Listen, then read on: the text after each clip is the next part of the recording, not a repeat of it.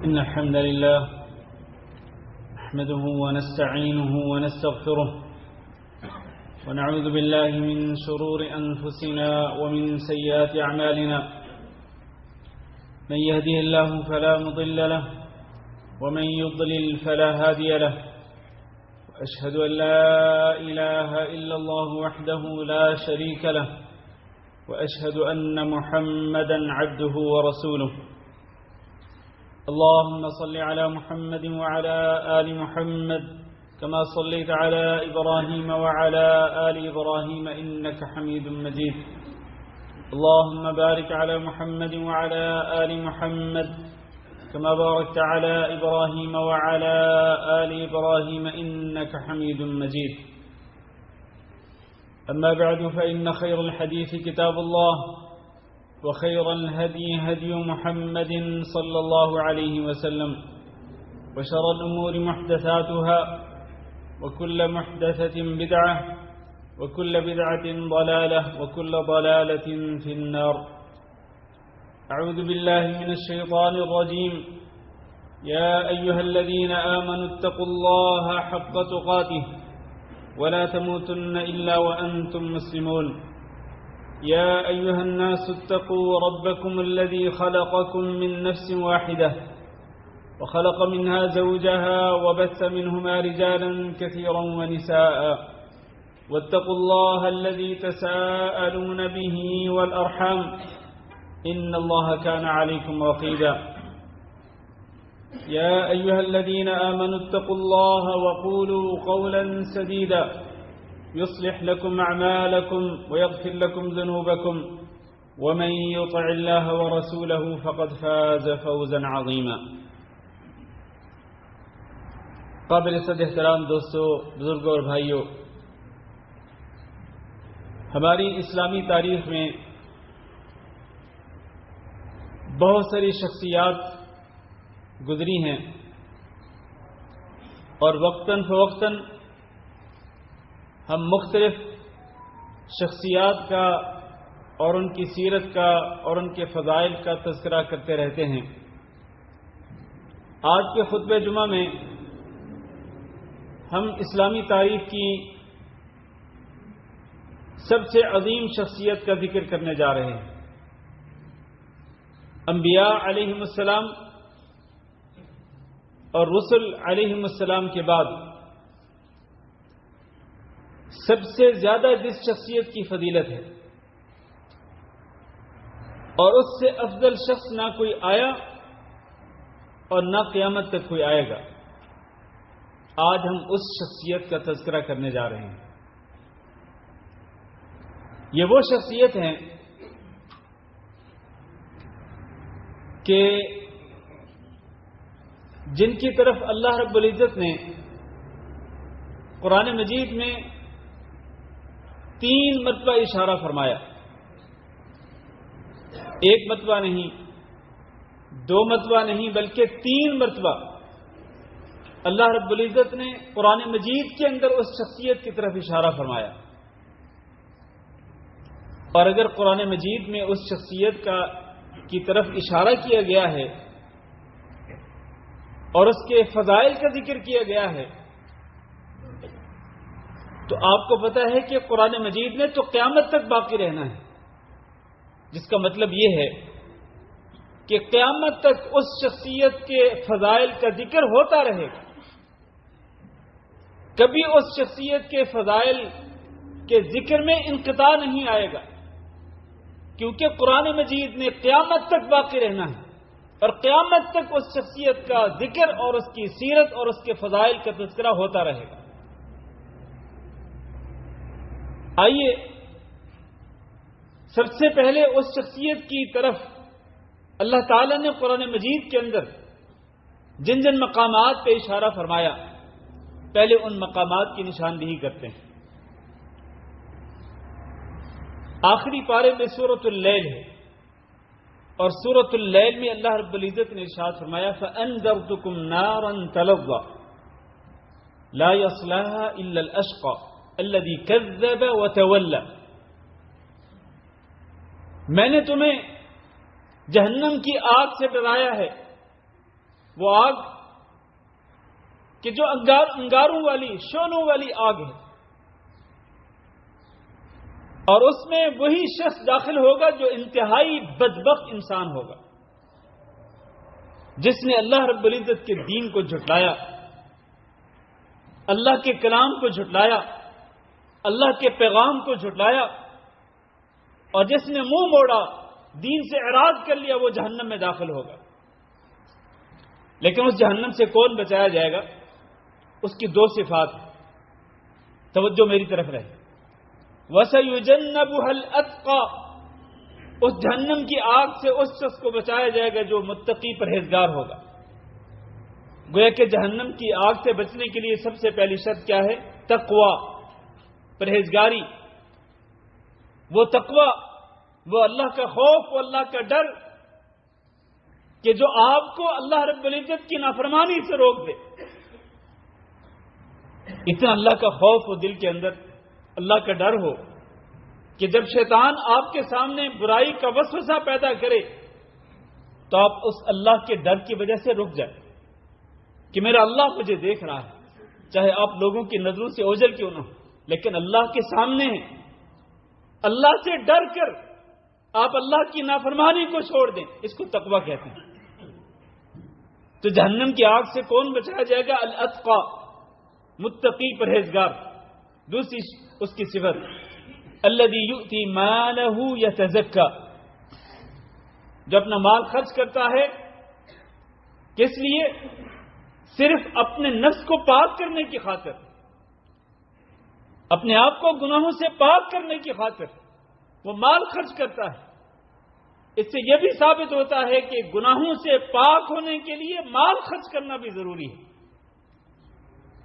ہم مال کو سنبھال کے رکھتے رہیں اور ہم یہ کہیں کہ ہم گناہوں سے پاک ہو جائیں گے، نہیں ہو سکتا یہ۔ الذی یؤتی مالہ یتزکی، اور مال خرچ کرتا ہے تو کس لیے؟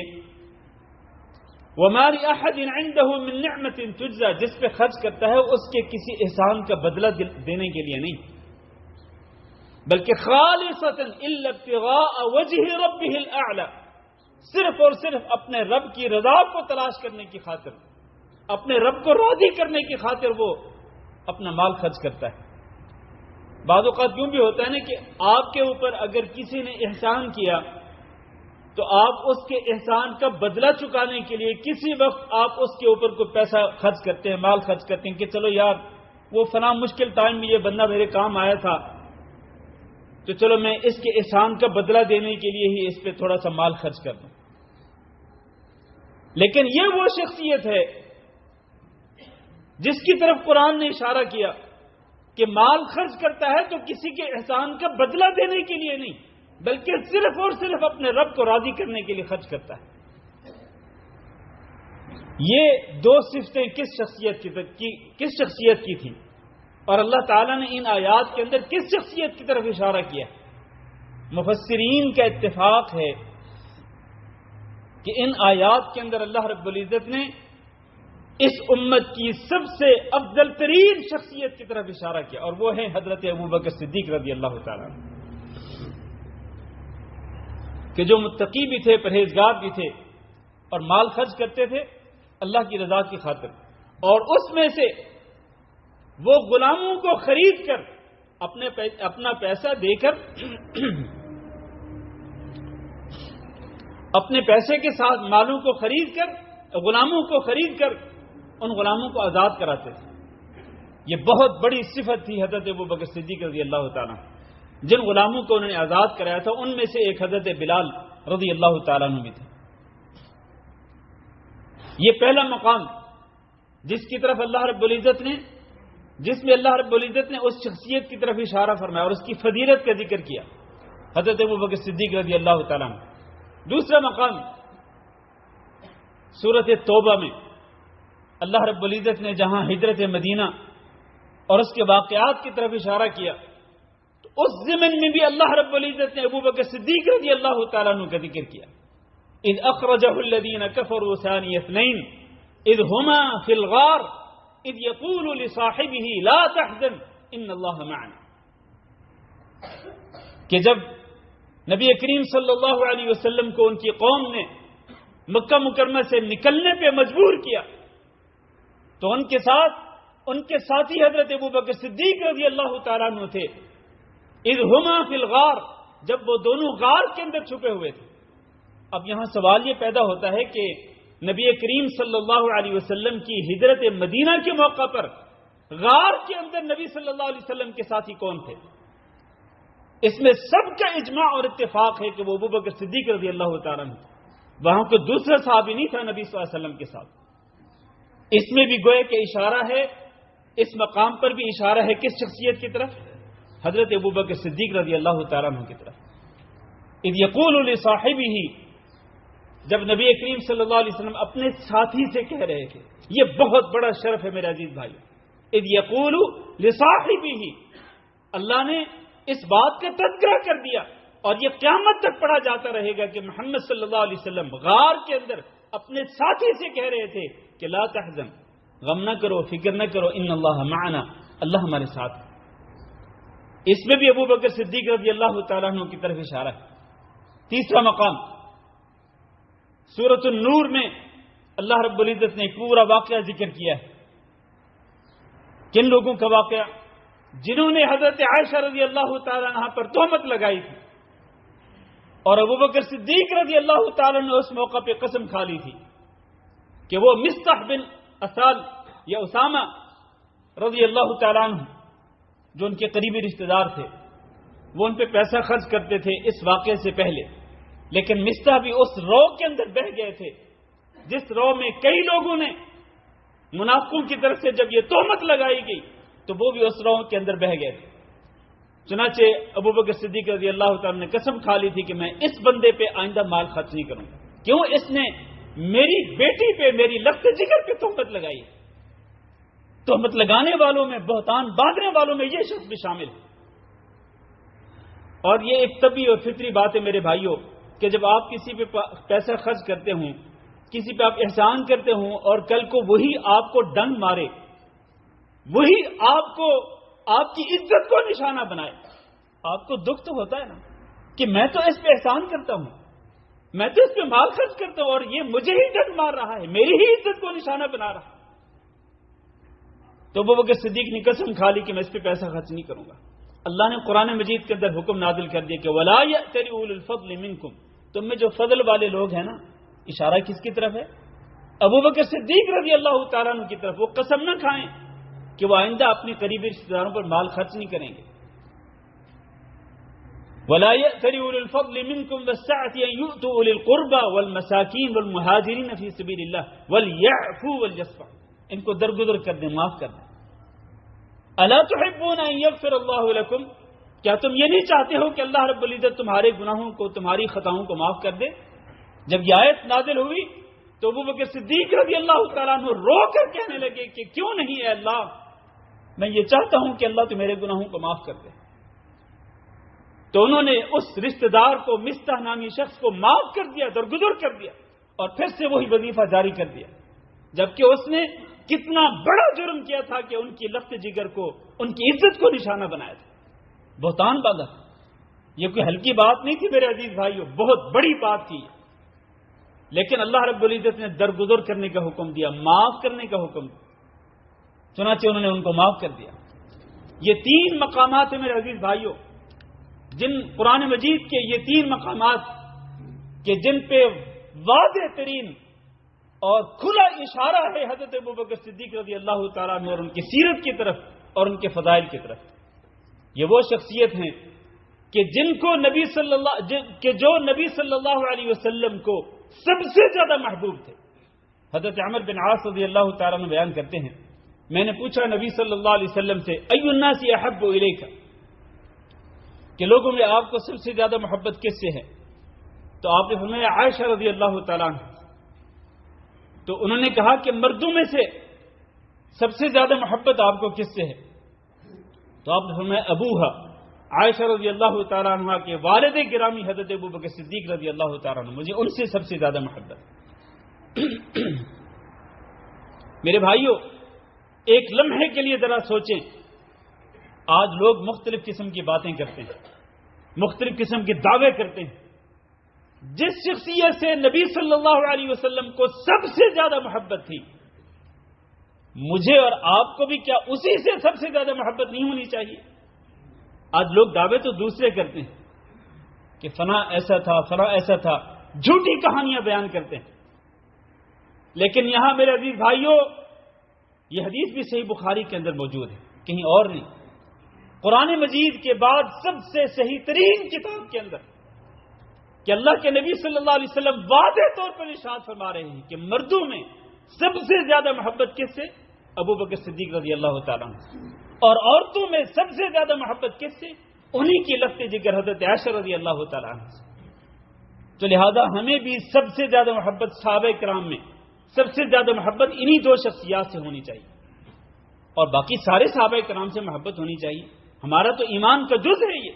ہم تو سب کے سب صحابہ کرام سے محبت کرتے ہیں، سب کے سب صحابہ کرام کے فضائل کا اعتراف کرتے ہیں، مانتے ہیں. ان میں سے اہل بیت بھی شامل ہیں. اہل بیت کے فضائل کا کون انکار کر سکتا ہے؟ لیکن جو حقیقت ہے وہ حقیقت ہے، اس کے انکار نہیں کیا جا سکتا.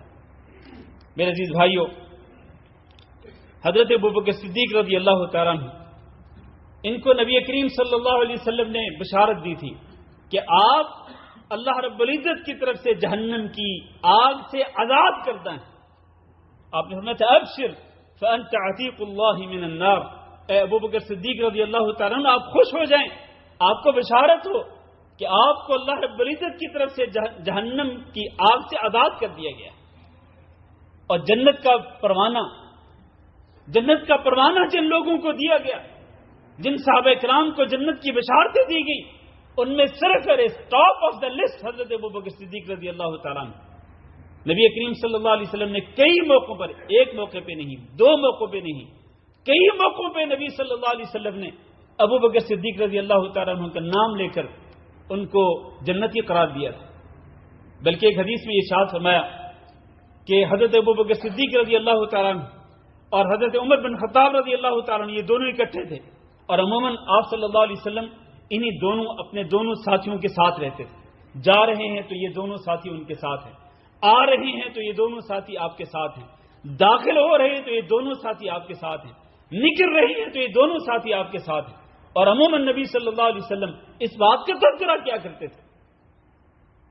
تو آپ نے ان دونوں ساتھیوں کی طرف اشارہ کر کے فرمایا کہ ہادانی سیدہ کہول اہل الجنہ من الاولین والآخرین الا النبیین والمرسلین. نبیوں اور رسولوں کو چھوڑ کر پہلے لوگوں میں اور آخری لوگوں میں جتنے بھی عمر رسیدہ لوگ جنت کے اندر داخل ہوں گے، ان کے سردار یہ دونوں شخصیات ہیں، حضرت ابوبکر صدیق رضی اللہ تعالیٰ عنہ اور حضرت عمر بن خطاب رضی اللہ تعالیٰ عنہ. ہمیں ان کے فضائل کا اعتراف کرنا ہوگا، اس لیے کہ یہ فضائل قرآن مجید کے اندر بیان کیے گئے ہیں اور نبی کریم صلی اللہ علیہ وسلم کی صحیح ترین احادیث کے اندر ذکر کیے گئے. ایک اور حدیث میں نبی کریم صلی اللہ علیہ وسلم نے ارشاد فرمایا کہ جو شخص اللہ کے راستے میں جوڑا خرچ کرتا ہے اس کو جنت کے دروازوں میں سے پکار دی جائے گی، پکارا جائے گا یا عبداللہ ھذا خیر، اے عبداللہ، اے اللہ کے بندے، آ جاؤ، یہ دروازہ جنت کا بہتر ہے، اس سے جنت کے اندر داخل ہو جاؤ. چنانچہ جو نمازی ہوگا اس کو نماز کے دروازے سے پکارا جائے گا، اور جو صدقہ خیرات کرنے والا ہوگا اس کو صدقہ خیرات کے دروازے سے پکارا جائے گا، اور جو بہت زیادہ روزے رکھتا تھا فرضی روزوں کے علاوہ اس کو باب الریان سے پکارا جائے گا. حضرت ابوبکر صدیق رضی اللہ تعالیٰ نے یہ سوال کیا کہ اللہ کے رسول، کیا آپ کی امت میں ایسے لوگ بھی ہوں گے کہ جن کو جنت کے تمام دروازوں سے پکارا جائے گا؟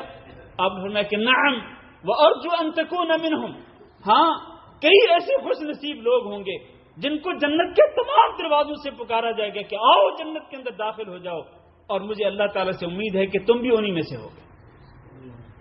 یہ فضیلت ملی تو کس کو ملی میرے عزیز بھائیو؟ یہ مقام ملا تو کس کو ملا؟ صراحتاً واضحتاً یہ مقام سب سے پہلے حضرت ابوبکر صدیق رضی اللہ تعالیٰ عنہ کو ملا کہ ان کو جنت کے تمام دروازوں سے پکارا جائے گا. حضرت ابوبکر صدیق رضی اللہ تعالیٰ عنہ اعمال خیر میں سبقت لے جانے والے تھے، اعمال خیر میں سبقت لے جانے والے تھے. میں نے خطبے کی ابتدا میں ذکر کیا کہ جن 3 مقامات پر اللہ رب العزت نے قرآن مجید کے اندر ان کی شخصیت اور ان کے فضائل کی طرف اشارہ کیا. ان میں سے وہ پہلا مقام سورۃ اللیل کا، اس کے اندر جس چیز کا ذکر کیا گیا، جس عمل کا ذکر کیا گیا، وہ مال خرچ کرنے اللہ کی رضا کے لیے. تو ابوبکر صدیق رضی اللہ تعالیٰ عنہ اللہ کی رضا کے لیے مال خرچ کرتے تھے. وہ واقعہ آپ کو معلوم ہے کہ ایک موقع پہ نبی صلی اللہ علیہ وسلم نے مال خرچ کرنے کا، انفاق کرنے کا حکم دیا. اس دن عمر بن خطاب رضی اللہ تعالیٰ نے کہا اپنے دل میں کہ آج ایسا موقع ہے کہ میں ابوبکر صدیق رضی اللہ تعالیٰ عنہ سے سبقت لے جا سکتا ہوں، کیونکہ آج میرے پاس مال موجود ہے. چنانچہ آدھا مال اپنے گھر میں چھوڑا، آدھا مال نبی کریم صلی اللہ علیہ وسلم کی خدمت میں پیش کر دیا. آپ نے پوچھا تو آپ نے یہی جواب دیا. پھر ابوبکر صدیق رضی اللہ تعالیٰ عنہ آئے، ان کے پاس جو مال تھا وہ اللہ کے نبی صلی اللہ علیہ وسلم کے پاس آپ کی خدمت میں پیش کیا.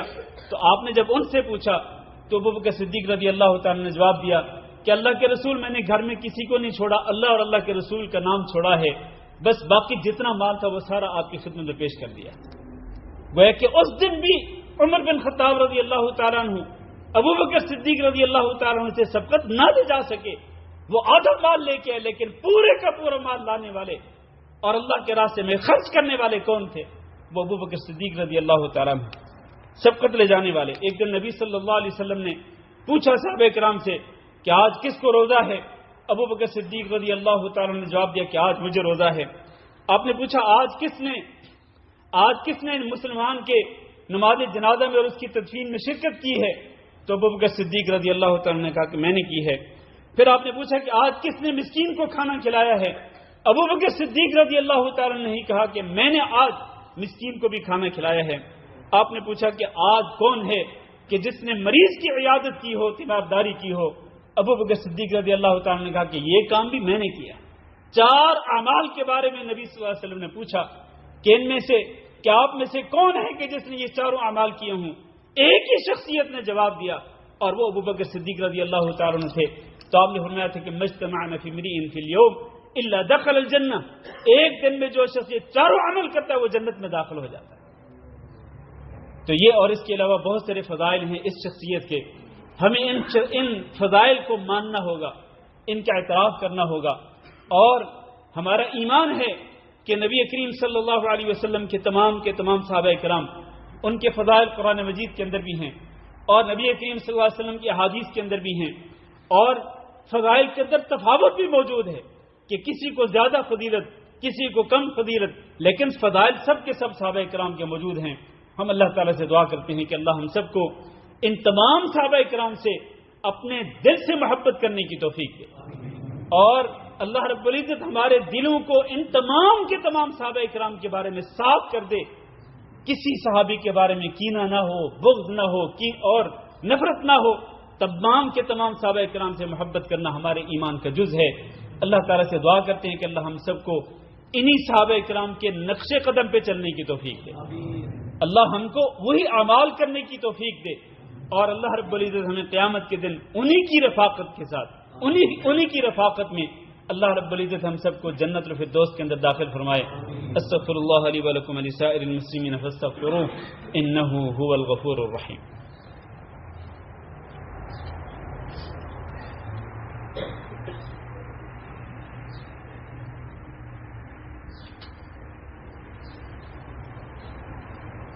إن الحمد لله نحمده ونستعينه ونستغفره ونعوذ بالله من شرور أنفسنا ومن سيئات أعمالنا.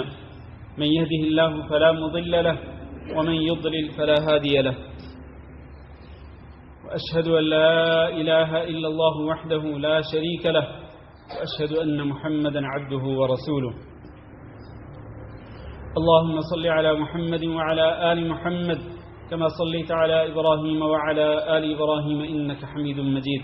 اللهم بارك على محمد وعلى آل محمد كما باركت على إبراهيم وعلى آل إبراهيم إنك حميد مجيد.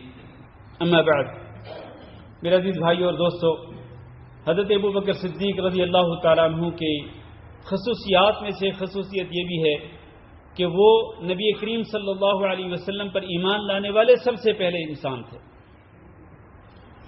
اور نہ صرف سب سے پہلے انہوں نے ایمان قبول کیا بلکہ پھر ساری زندگی نبی صلی اللہ علیہ وسلم کے ساتھی بن کر رہے اور آپ صلی اللہ علیہ وسلم کی خاطر اپنا مال بھی خرچ کیا اور حتیٰ کہ اپنا اہل و عیال، اپنا وطن بھی قربان کر کے نبی کریم صلی اللہ علیہ وسلم کے ساتھ ہجرت کر کے مدینہ منورہ آئے، سب کو چھوڑ چھاڑ کے اللہ کے دین کی خاطر اور نبی کریم صلی اللہ علیہ وسلم کی محبت کی خاطر سب کو چھوڑ چھاڑ کے نبی کریم صلی اللہ علیہ وسلم کے ساتھ ہجرت کر کے مدینہ منورہ کی طرف آئے۔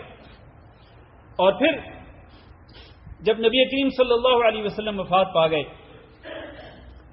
تو آپ کی وفات کے بعد تمام کے تمام مسلمانوں نے اس بات پر اتفاق کیا کہ آپ صلی اللہ علیہ وسلم کی وفات کے بعد آپ کا خلیفہ بننے کا جو سب سے زیادہ مستحق انسان ہے وہ ابو بکر صدیق رضی اللہ تعالیٰ عنہ۔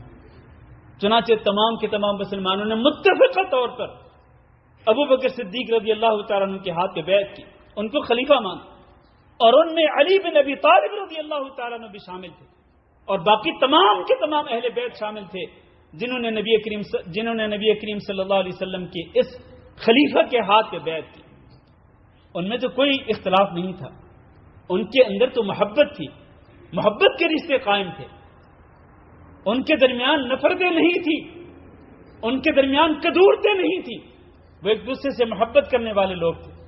رحماء بینہم، وہ آپس میں رحم دل تھے۔ لہذا میرے عزیز بھائیوں، ہمیں بھی اسی طرح سے ان تمام کے تمام صحابہ کرام سے محبت کرنی ہوگی، اور ان کے بارے میں جو غلط فہمیاں پھیلائی جاتی ہیں، جو لوگوں کے درمیان غلط فہمیاں بیان کی جاتی ہیں، پھیلائی جاتی ہیں، ان پہ کبھی بھی کان نہیں دھرنا چاہیے۔ ان کے بارے میں یہی عقیدہ ہونا چاہیے کہ وہ آپس میں محبت کرنے والے تھے، ان کے درمیان کوئی نفرتیں نہیں تھی، کوئی کدورتیں نہیں تھی، ان کے اندر اتفاق تھا، محبت تھی، اور محبت کے رشتے ان کے درمیان قائم تھے۔ میرے عزیز بھائیوں، ابو بکر صدیق رضی اللہ تعالیٰ عنہ یہ وہ شخصیت تھے کہ جنہوں نے خلیفہ بننے کے بعد بہت بڑے بڑے کارناموں کو انجام دیا۔ ان میں سے ایک یہ کہ انہوں نے قرآن مجید کو جمع کر دیا۔ جمع قرآن کا جو ایک بہت بڑا کارنامہ ہے کہ جس کی وجہ سے آج یہ قرآن مجید ہمارے سامنے موجود ہے، کیونکہ قرآن مجید مختلف چیزوں کے اوپر بکھرا ہوا تھا۔ قرآن مجید کی آیتیں مختلف چیزوں پہ لکھی ہوئی تھی، کھجور کے پتوں پہ اور مختلف جلد کی چیزوں پہ لکھی ہوئی تھی، تو متفرق تھی، یہ جمع نہیں تھی۔ تو ابو بکر صدیق رضی اللہ تعالیٰ عنہ کی یہ بہت بڑا کارنامہ ہے کہ انہوں نے تمام کے تمام متفرق چیزوں کو یکجا کر دیا۔ تو یہ ایک بہت بڑا کارنامہ ہے۔ اسی طرح اسلامی فتوحات کے اندر ایک بہت بڑا کردار ہے ابو بکر صدیق رضی اللہ تعالیٰ عنہ کا۔ خلاصہ یہ ہمارے پاس وقت نہیں ہے، ورنہ یہ شخصیت وہ ہے کہ جس کے کارناموں کو بیان کرنے کے لیے بہت سارا وقت چاہیے۔ میرے عزیز بھائیوں، بس اتنی بات یاد رکھیے کہ نبی کریم صلی اللہ علیہ وسلم نے ارشاد فرمایا تھا کہ میں امت کے ہر فرد کا احسان چکا چکا ہوں، لیکن ابو بکر صدیق رضی اللہ تعالیٰ عنہ کے احسان کا بدلہ میں نہیں چکا سکا۔ ابو بکر صدیق رضی اللہ تعالیٰ عنہ نے میرا اس وقت ساتھ دیا جب لوگ مجھ سے دور بھاگ رہے تھے، نفرتیں کر رہے تھے، اس وقت ابو بکر صدیق میرے ساتھ کھڑے رہے۔ ابو بکر صدیق رضی اللہ تعالیٰ نے اس وقت میری تصدیق کی جب لوگ مجھے جھٹلا رہے تھے، مجھ سے ہمدردی کی جب لوگ مجھ سے بھاگ رہے تھے۔ تو نبی کریم صلی اللہ علیہ وسلم اس بات کے خود معترف تھے کہ اس ابو بکر صدیق رضی اللہ تعالیٰ عنہ کی خدمات بہت ہی عظیم ہیں، ان کے احسانات اسلام کے لیے بہت ہی زیادہ عظیم ہیں۔ تو اللہ تعالیٰ سے دعا کرتے ہیں کہ اللہ ہم سب کو ابو بکر صدیق رضی اللہ تعالیٰ عنہ سے اور اللہ کے نبی صلی اللہ علیہ وسلم کے باقی تمام صحابہ کرام سے سچی محبت کرنے کی توفیق دے، اور اللہ رب العزت ہم سب کو انہی کے نقش قدم پر چلنے کی توفیق دے۔ اللهم اغفر لنا وللمؤمنين والمؤمنات وللمسلمين والمسلمات الأحياء منهم والأموات. اللهم إنا نسألك العفو والعافية والمعافاة الدائمة في الدنيا والآخرة. اللهم فرج هم المهمومين ونفس كرب المكروبين واقض الدين عن المدينين واشف مرضانا ومرضى المسلمين. اللهم فرج هم المهمومين ونفس كرب المكروبين واقض الدين عن المدينين واشف مرضانا ومرضى المسلمين. اللهم آمنا في أوطاننا واجعل هذا البلد آمنا مطمئنا وسائر بلاد المسلمين. عباد الله، إن الله يأمر بالعدل والإحسان وإيتاء ذي القربى وينهى عن الفحشاء والمنكر والبغي يعظكم لعلكم تذكرون. سبحان ربك رب العزة عما يصفون، وسلام على المرسلين، والحمد لله رب العالمين.